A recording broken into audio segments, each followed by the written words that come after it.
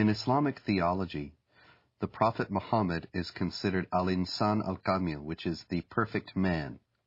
He is the model par excellence to be imitated. He is the person that the more a Muslim is like him, the better off he is. So the Prophet Muhammad is revered today in the Islamic world as the primary model of human behavior. Well, when Muhammad, the Prophet of Islam, wiped out all the Jews from Saudi Arabia, there was 3 tribes, Banu Nadir, Banu Qurayza, Banu Qaynuqa.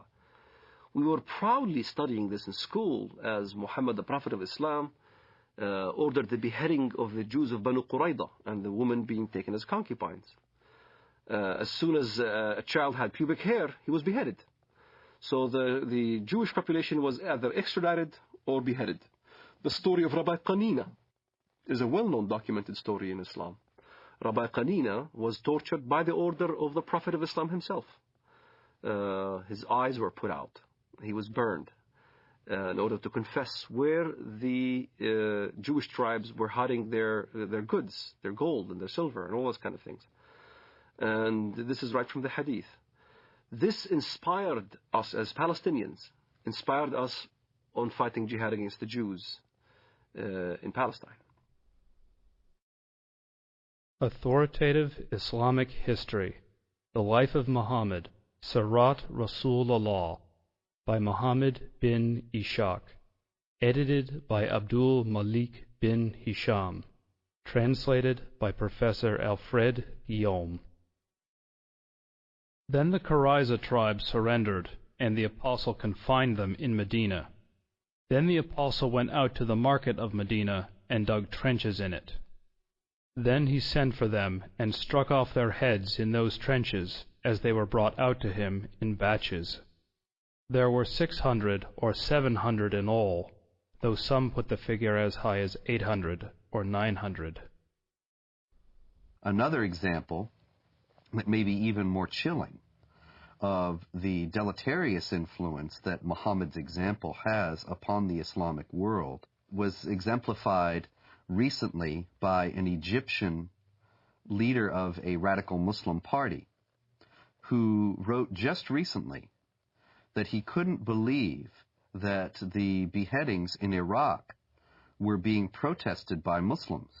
Weren't they aware that the Prophet Muhammad himself beheaded between 600 and 900 men personally, members of the Jewish Qurayza tribe in Arabia, after he had defeated them?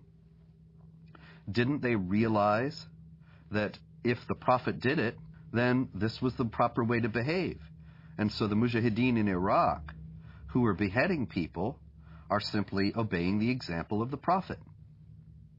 Now we can see then that since the Prophet Muhammad himself participated in many battles and raids, and did indeed perpetrate these beheadings, he ordered the assassination of several of his political opponents, and he behaved in general like a typical 7th century warlord. The problem is that when this is transferred to 21st century behavior, 21st century contexts of behavior, then what you get are terrorists. The Quran occupies a place that has no parallel in Western civilization. The Quran is considered by Muslims and by traditional Islamic theology to be dictated word for word by God himself, by Allah himself, through the angel Gabriel to the Prophet Muhammad. As a result, every word of it is the words of God himself. Every word of the Quran, unless it is canceled by another section of the Quran itself, is valid for all time and cannot be questioned, cannot be reformed, cannot be changed within an Islamic context. This means that moderate Muslims, peaceful Muslims, if they are sincere, have to reject entirely Quranic literalism. But to do so puts them outside the sphere of anything that has been considered Orthodox Islam throughout history.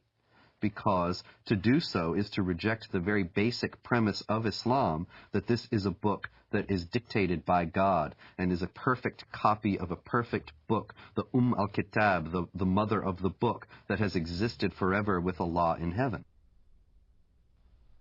The Noble Quran, translated with parenthetical notes by Dr. Muhammad Taqi-ud-Din al-Hilali and Dr. Muhammad Muhsin Khan. Surah 98, verse 6.